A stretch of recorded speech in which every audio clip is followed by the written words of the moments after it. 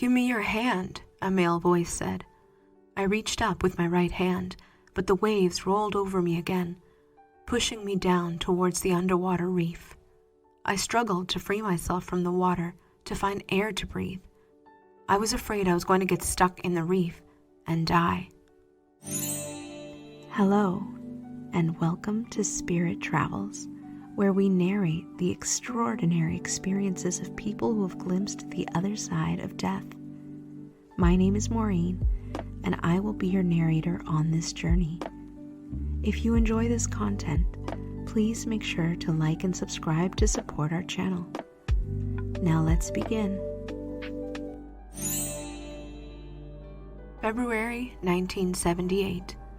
I was on a surf trip with my boyfriend in Rincon, Puerto Rico, staying at Kona's guest house. I'd been staying in Rincon for about a month, and towards the final days of our stay, I went with a group of surfers to a surf break called Maria's. As soon as we arrived, my boyfriend jumped into the water and paddled out. He didn't want to waste any time missing out on riding as many waves as he could fit into the day. I was new to surfing, so I took my time. The area was rocky, with a reef bottom and a rocky reef cliff sticking out from the ocean water. The cliff's height out of the water seemed to be about 10 feet tall. The currents were very strong. The waves that day, I thought, were 4 feet high. Before surfing, I wanted to see what the bottom looked like, so I snorkeled out through the 4-foot waves. Unfortunately for me, the waves were much bigger. They were 6 feet. There was a northeast swell with a south wind blowing. The wall and the lip of the waves were thick. When I was hit by a wave, it felt like a brick wall was falling on me and pushing me down under the wave toward the ocean bottom's reef caves.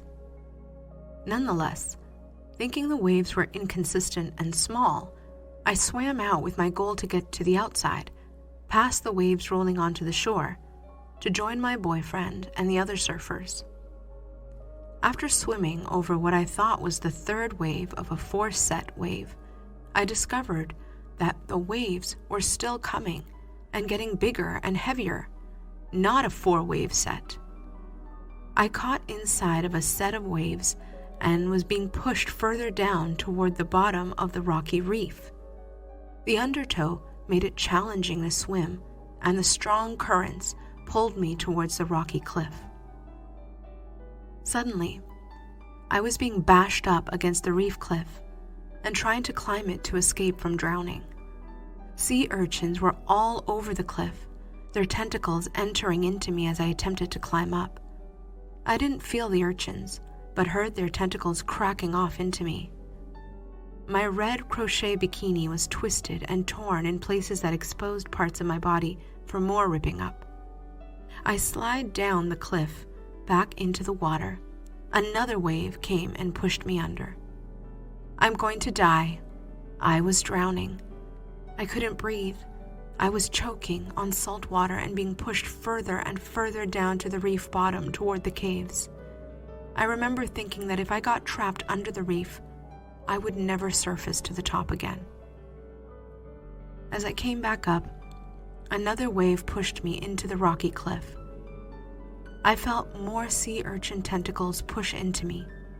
The needles stuck deeply into me as I slid back down the rocky cliff, scraping me more as I headed back into the water. The experience seemed to be in slow motion. Once again, I thought if I could just climb that cliff, I might have a chance of saving myself. When I popped back up out of the water, choking and frantically swimming to stay afloat, a wave pushed me onto the cliff, and I started climbing up the rocky reef. As I climbed, more sea urchin tentacles landed in my hands, my arms, my breasts, my legs, and under my nails. Numb to the pain and highly alert to the sound of each tentacle breaking off into my body and the thunder of the ocean, with a rush of adrenaline, I continued to climb higher, and I prayed. Please don't take me, Lord. I'm not worthy to go now. Reef abrasions tore into my skin. dripping blood onto the rocks as I climbed. The ocean was roaring at me. I felt it agreed with me that she's not worthy, but had concluded instead to let her drown. It seemed like forever that I continued to climb for my life. Another wave reared up. I had to get higher, or it was going to take me down and under. I'm going to die for sure if I slide down again.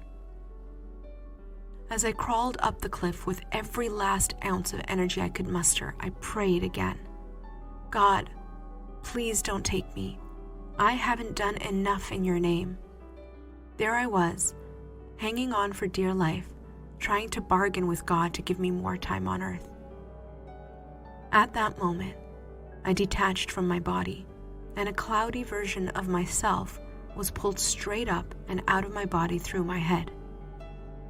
I could feel the weight of my body lifted from me. My cloud-like self was then forcefully put upon my bottom in an upright sitting position on the top of an old wooden bench.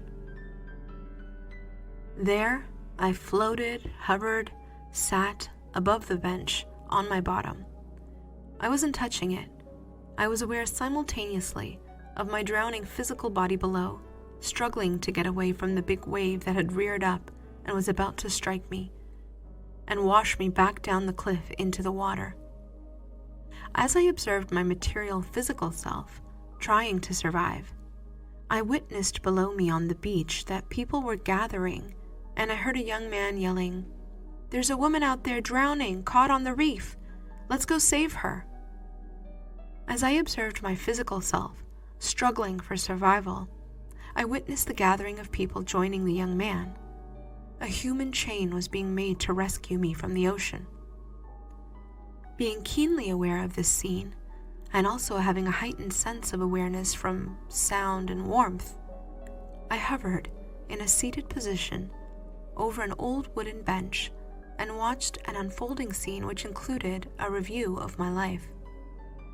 To my right, there was a very long stream of warm, bluish, white, lightning-like light. As I levitated over the bench, intuitively, I knew this force was in control. I remember thinking this light must be God. My cloud-like self was shaking with fear, a kind of fear I've never experienced before. I was scared that I was going to be judged and found not worthy enough to go into heaven. I was fearful that I hadn't been living my earthly life to the divine fullest. I was no saint, and I wasn't all that bad either. At the same time, I didn't know why I thought I wasn't worthy enough to be in the company of the divine. But years later, I would find out that it was a learned adaptation from my childhood. As the light of God was to my right, there was a tunnel in front of me and to the left. My growing up father, Joe, was floating to the left of the entrance in a cloudy form of blues and browns. To the right of the tunnel, next to the entrance, floated Christ in a cloudy form of whites and pastel colors of pinks and blues. I felt safe with Jesus and seemed to calm down a little when I looked his way. He radiated warmth and love, and telepathically let me know that it was okay. My growing up dad seemed to be communicating inside the tunnel with a shadowy figure. Intuitively, I knew this form was a man, and they seemed to know each other, like they were friends. The shadowy figure was asking Joe if I was coming. Joe replied, "We don't know yet," and glanced over at Jesus. Jesus replied, "Patience. We don't know yet, we're waiting to see." Joe gestured back to the shadowy figure to confirm what Jesus had said. The shadowy figure man was about the same height as my father. He was very energetic, endowed with thick Elvis-like hair with a wave in it. He went down to the tunnel to inform the other beings. I could hear a murmur from the end of the tunnel, from the collective gathering of beings. In harmony they asked, "Is she coming?" Then the shadowy figure came back down the tunnel and asked my father Joe the same question. "Is she coming?" Intuitively, I felt as if I knew this male entity, but didn't know from where or why. There were thousands of beings in a dark silhouetted collective form at the end of the tunnel, all coagulated together and murmuring, "Is she coming?" The group at the end of the tunnel knew me.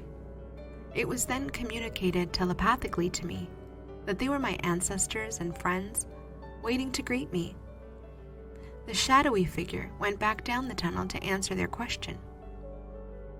Projected onto a white screen to the right of the tunnel in front of me, I watched a panoramic review of my life in reverse. My story was reviewed as a black and white 35mm movie film. It began with seeing myself drowning and seeing other people come together to save me. From there, I saw flashes of my life and childhood. The projection went by so quickly, it was difficult to focus and know what I was seeing. I remember thinking, "Please slow down the film." Then the film changed color to a dull color, and I observed my birth and before my birth. The film slowed down, allowing me to take in more clearly what was being shown to me. I saw myself asking to be born to my parents, so as to learn the lessons of perseverance and resilience. In the viewing, I witnessed telepathically being told by a spiritual being, "It's time for you to be born." I had to leave. However, I didn't want to stop riding my white horse to be born. I saw myself as a young child, 10 or 12 years old, riding through the air. In the life review, I was streaming clouds of colors like yellows and light tans riding on a white horse, similar to the cloud forms and colors of Christ and my father, Joe. I was aware that this projected self on the screen once lived on the other side of the dark tunnel. I saw a very long, wavy, off-white lighted, cloud-like mane on the horse. I thought, how very beautiful the horse's mane was, and how regal I looked atop the powerful horse. Is that person really me riding that horse, I thought? I then heard the sound of the film flapping loudly behind me as it finished on the reel, and went around and around, flapping, signifying the end of the reel. Looking back, I wonder if the flapping was the sound of the waves bringing me back to my earthly reality. The beginning of this viewing was at warp speed, and at the end it was easier to focus on what I was seeing. As I viewed the film, I was very aware of multiple events happening. There was a shadowy figure in the tunnel, and at the end of it was the collective consciousness of the beings waiting for me and murmuring in a tone-like chant, "Is she coming?" To my left, as I hovered over the old wooden bench, my father, Joe, was standing by the tunnel entrance. To the right of the tunnel entrance was Jesus Christ. He was a man in his 30s and was floating about 2 feet off of the cloud. There was a light or God next to me, to my right, at a touchable distance. My life review was screening, and finally, I could see the scene of me drowning and people gathering to save me. I was aware of all this happening at the same time. I remember this overwhelming feeling of love and acceptance in a way that I had never felt. I was scared, but not as frightened as when I first arrived. As I recount this event to you, it all took place very quickly. I intuitively remembered feeling this connection to everything and thinking maybe it wouldn't be so bad if I went down the tunnel. Then I was aware of God telepathically telling me, loudly and directly, that I was to go back and teach that God does exist. The Spirit continued to tell me, "Go and prove to everybody about what you have seen and experienced." The next thing I remember is being thrown back forcibly into my body through my head, at light speed, and God telepathically telling me, "Time is of an essence. Time is short. As you know it, go teach. I am that I am." I landed back inside my body with a hard jolt. I then felt the reef abrasions on my body, and the sea urchin needles under my fingernails, and the rocky cliff slicing open more wounds on my body. As I gasped for a breath and braced myself for the incoming wave to push me to the reef bottom once again, the young man said, "Give me your hand." He stood precariously bending over on a section of the rocky cliff with an extended arm and hand out to me, offering help. He was being held and supported in a chain of about 5 or 6 people, young men and 2 women. This was the group I observed gathering in my out-of-body experience.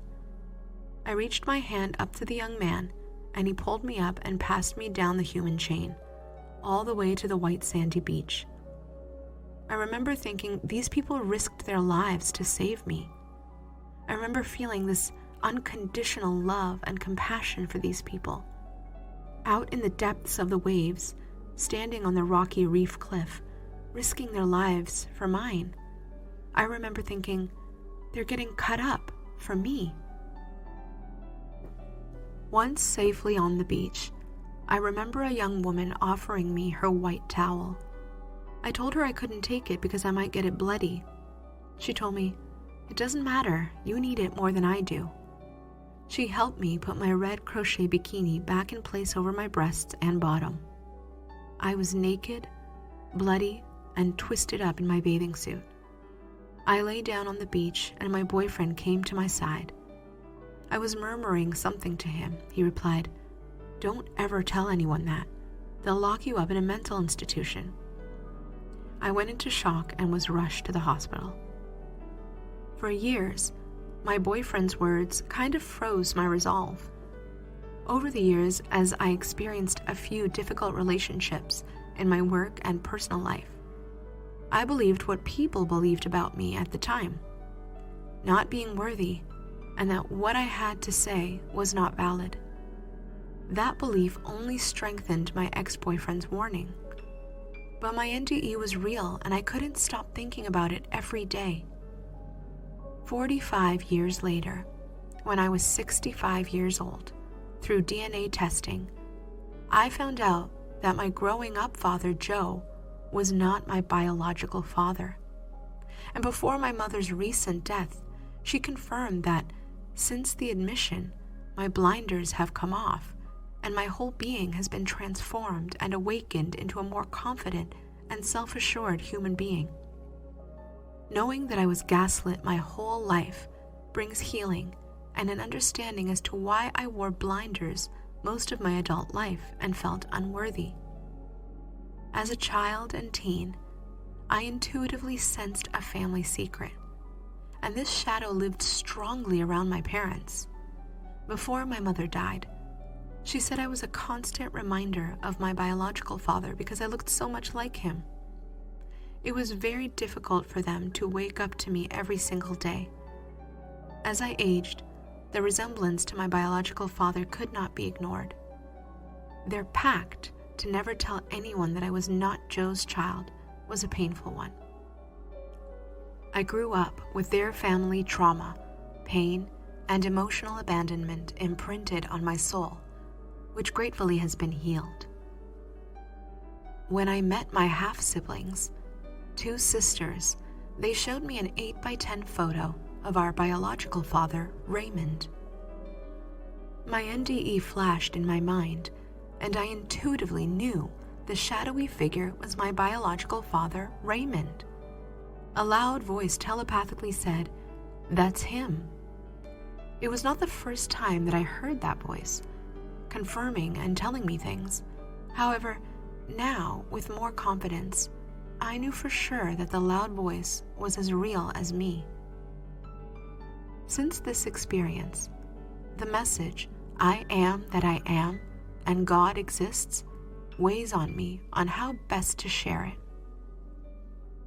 I sometimes see a scene flash in my mind, and or sense in my body that I know a person from a past life experience we had together. This experience was especially strong when I met my ex-husband, the father of my children, in the early 1980s. I now believe that there is a collective consciousness that we go to after leaving our physical body, and that we will be met with unconditional love and someone we know who has passed. Even if we may not recognize them, we have a connection to them, like Eben Alexander's sister and my biological father. I know that I am always loved by God and Christ, no matter how I think I might not be worthy enough. I'm now in a constant dialogue with Christ and God every day on how to best serve all sentient beings.